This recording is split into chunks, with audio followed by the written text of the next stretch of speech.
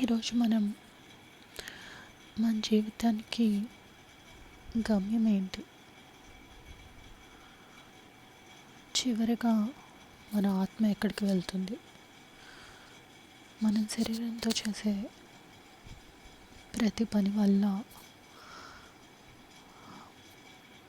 ఆత్మ నరకానికి వెళ్తుందా, దేవుని దగ్గరికి వెళ్తుందా అనేది నిర్ణయించబడి ఉంటుంది. మనం పరలోకాన్ని కోరుకుంటాం. మరి పరలోకం అనేది కోరుకుంటాం. పరలోకం అనేది ఎలా ఉంటుంది, ఎందుకు కోరుకుంటాం అనేది మనం ఈరోజు చూద్దాం. కొన్ని పాయింట్స్. ముందుగా పరలోకం అనేది చాలా బెటర్ ప్లేస్ అనేది మనందరికీ తెలిసిన విషయమే. మరి మనం దాని గురించి చూసినట్లయితే అది ఎంతో శ్రేష్టమైన ప్లేస్ అని మనకి ఎక్కడ చెప్పబడింది అంటే, ఫిలిప్పీలకు రాసిన పత్రిక పౌలు గారు అంటారు, 1:23-24 చూసినట్లయితే,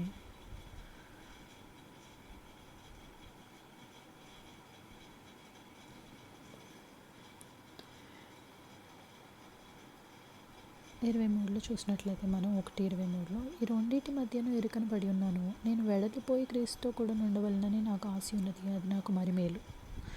మరి పౌలు గారు వెళ్ళిపోయి పరలోకంలో ఉండాలని కోరుకుంటున్నారు. కానీ 24 వచనంలో, ఆయనలో నేను శరీరం నుండి నిలిచి ఉండటం మిమ్మల్ని బట్టి అవసరమైనది. ఇక్కడ పత్రికలు రాయడానికి, అక్కడ మరి బోధించడానికి అవసరమైందని చెప్తున్నారు. ఆయనకైతే వెళ్ళిపోవాలని ఉంది పరలోకానికి అని చెప్పి అక్కడ మెన్షన్ చేశారనమాట. అలాగే మనం పరలోకం ఎలా ఉంటుంది అనే దాన్ని బట్టి కూడా మనం చాలా శ్రేష్టమైనదని మనం ఎలా అనుకుంటాము అది అన్న దాని గురించి మనం చూసినట్లయితే, 1 కొరింథీ 2:9 కూడా చూసినట్లయితే,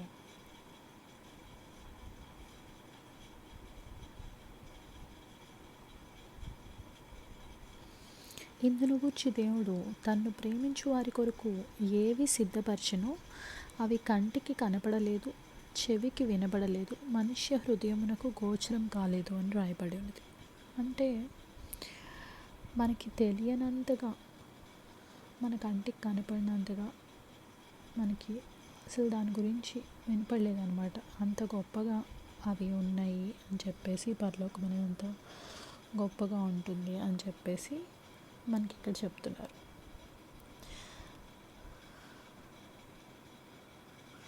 అలాగే మనకి యేసుక్రీస్తు వారు కూడా ఆయనతో కలిసి మనం ఉండొచ్చు అన్నమాట. పరలోకంలో ఆయనతో పాటు మనం కలిసి ఉండొచ్చు. ఎంత బాగుంటుంది ఆ ఫీలింగ్.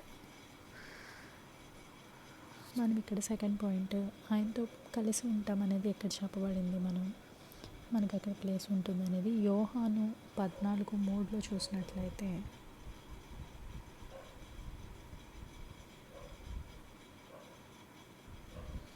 నేను వెళ్ళి మీకు స్థలము సిద్ధపరిచిన ఎడల నేనుండు స్థలంలో మీరును ఉండులాగున మరలా వచ్చి నా యొద్ద నుండుటకు మిమ్మల్ని తీసుకుపోతును. ఆయనతో పాటు కలిసి ఉంటాం, ఆయన ఉండే ప్లేస్లో ఉంటాం. మరి ఎంత బాగుంటుంది ఫీలింగ్. అలాగే మనం థర్డ్ పాయింట్ చూసినట్లయితే,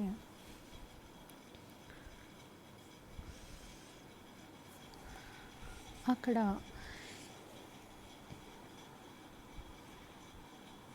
ఏడుపు కానీ బాధ కానీ ఏది ఉండదు.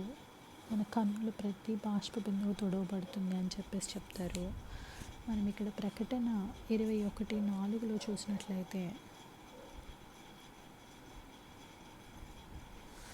ఆయన వారి కన్నుల ప్రతి బాష్ప బిందువును తుడిచివేయును, మరణము ఇక ఉండదు, దుఃఖమైనను ఏడ్పైనను వేదన అయినను ఇక ఉండదు. మరణం ఉండదు, వేదన ఉండదు, దుఃఖం ఉండదు. అసలు మెయిన్గా మనకి ఈ లోకంలో బాధలాగే కదా, ఏడుపు వేదన అనేది లేకపోతే మరి జీవితం ఎంత ప్రశాంతంగా ఉంటుంది. అది అలాంటి చోటే పరలోకంలోనే కుదురుతుంది అనమాట, ఈ లోకంలో కుదరదు. అది థర్డ్ పాయింట్. అలాగే మన 4th పాయింట్ చూసినట్లయితే ఎందుకు అదంతా శ్రేష్టం అంటే మనందరికీ విశ్రాంతి దొరుకుతుంది అన్నమాట.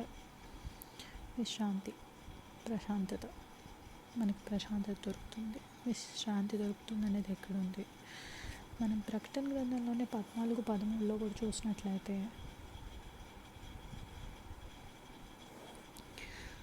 అంతటా ఇప్పటి నుండి ప్రభువునందు మృతులు ధన్యులని రాయమని పరలోకం నుండి ఒక స్వరం చెప్పగా వింటిని. నిజమే, వారు తమ ప్రయాసములు మాని విశ్రాంతి పొందుదురు.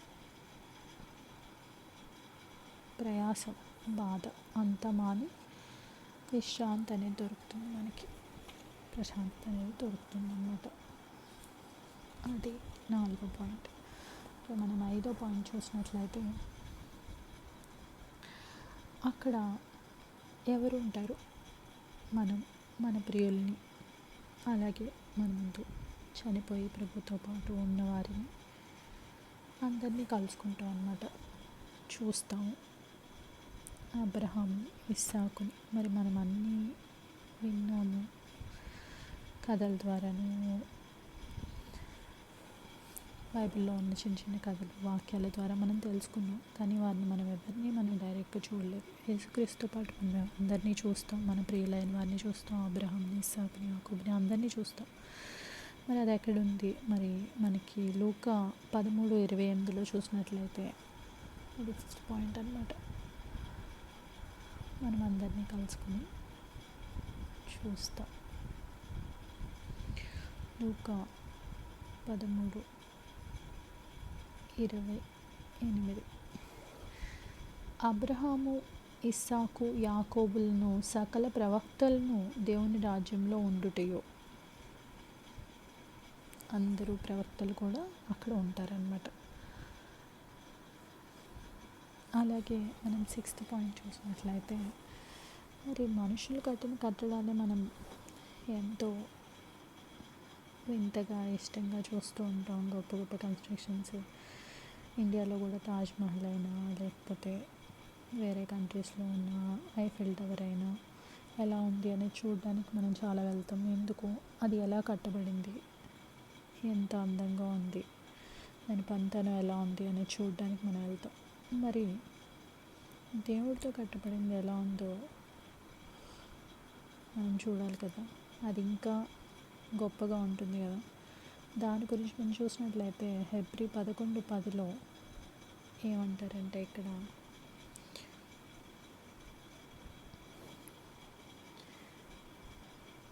హెబ్రీ 11:10 చూసినట్లయితే, ఏలయనగా దేవుడు దేనికి శిల్పియు నిర్మాణకుడునై ఉన్నాడో పునాదులు గల ఆ పట్టణం కొరకు అబ్రహాము ఎదురుచూచుండు.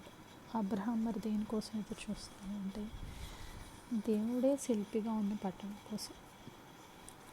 మరి దేవుడు కన్స్ట్రక్ట్ చేశాడంటే మరి అది ఇంకెంత బాగుంటుంది. అది మనం కూడా చూడాలంటే మన విశ్వాసాన్ని కాపాడుకుని దేవుని మీద నమ్మకం ఉంచి మనం కూడా మంచి పోరాటం మన పరుగు ముట్టించామని చెప్పుకునేలాగా మన జీవితాలు ఉండాలని మనం చేస్తున్నాను. అలాగే మనం కూడా పరలోకం కోసం ఎదురు చూస్తూ యేసుక్రీస్తు వారితో కలిసి ఉండటానికి మనం ప్రతిరోజు మన విశ్వాసాన్ని కాపాడుకుంటూ, ఎవరైతే విశ్వాసంలో లేకుండా బాప్తీసం తీసుకోలేదో మరి బాప్తీసం తీసుకొని మారు మనసు పొంది రక్షింపబడాలని, మీరు అందరూ కూడా అక్కడ పరలోకంలో ఉండే వాళ్ళందరితో పాలువారే ఉండాలని కోరుకుంటూ వాక్యాన్ని ముగిస్తున్నాను. ధన్యవాదాలు.